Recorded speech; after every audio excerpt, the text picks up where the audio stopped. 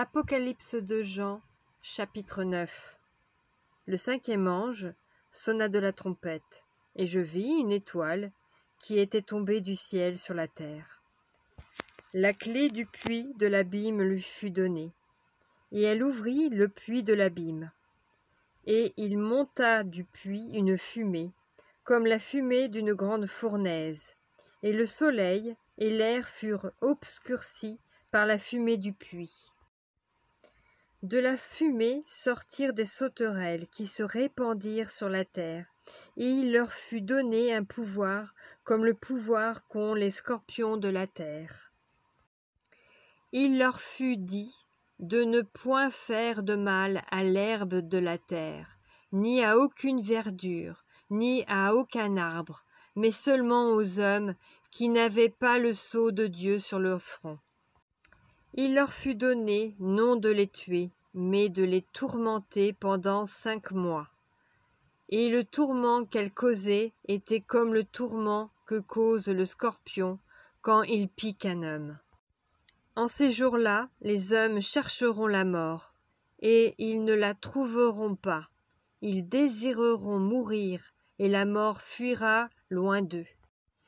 Ces sauterelles ressemblaient à des chevaux préparés pour le combat.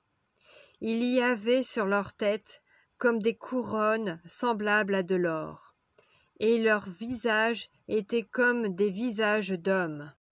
Elles avaient des cheveux comme des cheveux de femmes, et leurs dents étaient comme des dents de lion. Elles avaient des cuirasses comme des cuirasses de fer, et le bruit de leurs ailes était comme un bruit de char, à plusieurs chevaux qui courent au combat. Elles avaient des queues semblables à des scorpions et des aiguillons, et c'est dans leur queue qu'était le pouvoir de faire du mal aux hommes pendant 5 mois. Elles avaient sur elles, comme roi, l'ange de l'abîme, nommé en hébreu Abaddon, et en grec Apollyon. Le premier malheur est passé. Voici, il vient encore 2 malheurs après cela. Le 6e ange sonna de la trompette, et j'entendis une voix venant des 4 cornes de l'autel d'or qui est devant Dieu, et disant au 6e ange qui avait la trompette, délie les 4 anges qui sont liés sur le grand fleuve d'Euphrate. Et les 4 anges qui étaient prêts pour l'heure, le jour, le mois et l'année furent déliés afin qu'ils tuassent le tiers des hommes. Le nombre des cavaliers de l'armée était de 2 myriades de myriades, j'en entendis le nombre. Et ainsi, je vis les chevaux dans la vision, et ceux qui les montaient, ayant des cuirasses couleur de feu, d'hyacinthe et de soufre. Les têtes des chevaux étaient comme des têtes de lions, et de leur bouche sortait du feu, de la fumée et du soufre.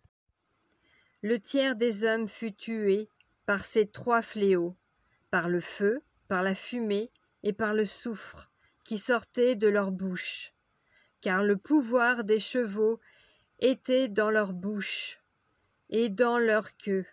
Leur queue était semblable à des serpents ayant des têtes, et c'est avec elles qu'ils faisaient du mal.